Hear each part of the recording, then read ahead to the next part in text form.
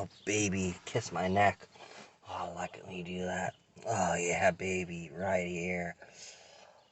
Honey, what? Oh, my God, again? She's my sister. Oh, my God, that's even gross. That's even sicker. She's a lesbian. I'm not a lesbian. You paid me for the full hour. She's... Really, honey, I ran out of excuses. Go out! Go sleep in the shed tonight! Well, I can sleep on the couch downstairs. No, I don't want you anywhere in this house. You go sleep out in that shed. Okay. You're still gonna pay me, aren't you? You get out too, you freaking harlot! Not after I get my money. Here. This is only half. Well, I never finished. My wife interrupted us. You know what? You're gonna hear from my pimp tomorrow. You know what? I'm gonna go call him right now. Honey, to pay her the full price so she will leave us alone and go sleep in the goddamn shed. Fine, here's all of it. I didn't get my moment of joy. In the shed now! Okay. I'm walking to the shed again. That's where I sleep my nights away. My wife won't let me back in the bed, so I'm out here again. I'll lay down on this bed. It's actually nicer than the one inside. Not really, I'm in a shed. Tonight it got below freezing. I was shivering completely. I crawl to the door and claw like an animal trying to get in. I hear her shout from the upstairs. Go back to the fucking shed, she says. So I crawl back to the shed.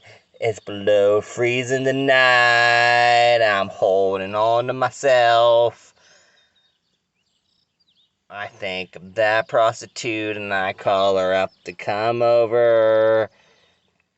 She tells me I'm pathetic and that she wants nothing more to do with me. That's pretty sad coming from a prostitute, so I lay there alone. I got newspapers on my behind. I'm laying on the ground. She didn't even give me a fucking pillow. I'm laying on the ground. And I feel like, why do I need to lay on this ground? The dirt is hard and I'm laying on a rock. And that feels more comfortable. I wake up the next day, my head is throbbing so much, and then I walk to the door and I go inside the house. My wife throws a chair at me and it misses by an inch. I trip and I fall and I say, honey, I'm really, really sorry. She says she doesn't want me here. She'd already called a lawyer. I'm like, but I need to sleep somewhere that isn't in the shed. She's like, until we're divorced. And then again, you could try. Go to a motel. I'm really cheap, so I say I can't afford to. And then she says, then just go back to the shed and lay on the ground. It's like I could go to a motel, but I'm very cheap. That's too expensive for me. And I look back at her and I say, your ring's a fake anyway. And then I laugh as I walk out the door. And then she throws an ironing board. It hits me in the back of the head. I fly out the door. So I'm crawling back to the shed now. And I'm back in the shed. Then I hear a lawyer car pull up. He's really fancy dressed. Say, come inside, we gotta talk. So I go back in the house. They say, sit down, you got to talk. And then I look at my wife. She's angry still, I can tell. And then I say, we don't have to get lawyers involved. It would be okay. And I try to touch her shoulder. She grabs my arm and twists it. I scream and I say assault. And I look out to the lawyer, and the lawyer says no way. I'm not going to do nothing because you deserve that. I say, she really hurt my arm. Can you give me some money now? I want to sue her for assault. The lawyer laughs at me. He says that I am a philanthropist and I am all a crap.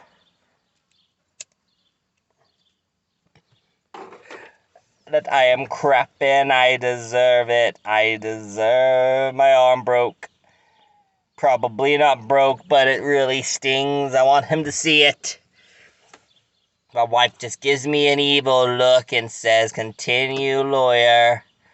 Lawyer pulls out some paperwork and says, you want to go through with divorce.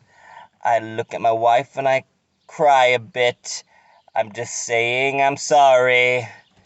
That was just an accident. She gives me a dirty look and says, that was not the first time you've ever played that role. And I was like, those were not encountered sexually in nature. I was just hanging out with a couple friends from work. She says, I caught you in the bathtub with 3 women. I don't know how you got them in the bathtub. And she's screaming at me, and I'm like, that was just a joke. She said, you seemed pretty happy about it. Yeah, 'cause it was funny. It was a funny joke indeed. Then she throws the phone, clocks me in the face. I look at the lawyer and I say, I think I got brain damage now. Can I sue her for some money? He says no. So I get back in the chair and I'm angry and I'm sitting there still, signing this paperwork. You're probably gonna get hurt more. And I say, I ain't signing. She wanted to take the house, take the car and kids. Wait, we have kids? I look at her and she's like, yes, we have 2. And now I'm like confused. I don't remember no kids. Then I hear a pitter-patter, children coming in. I'm like, who are you? I think I might have a serious concussion. So I smile at the lawyer and I wink into his face. He says, I'm not buying this one bit. So I'm like, damn it now. So my wife wants the kids and car and the house and my manhood. So she sends me away until I sign the paperwork, so I'm back out in the shed. I'm too cheap for a motel. Still my house, so I will sleep in this shed alone. I realize to myself, my arm is really hurting. Maybe I should call somebody else. So I call another lawyer. He said the same thing. I get a doctor to check me out. Don't worry, it's free health care. Doctor says it doesn't matter. Your arm is perfectly fine. You do not have a concussion, but I have psychological issues in my head. He says that's probably true, but there's nothing I can do for that. You need to see a therapist. And now I am still here, sleeping in the shed. My wife had taken everything, my kids, my house, my car. I am in the shed, laying on a rock. She won't even give me a pillow. And it's been 8 weeks now. I'm on a pillow of rocks that I squat around my body. This is very uncomfortable. So I'm in the shed. And I am all alone in the shed. the shed. In the shed.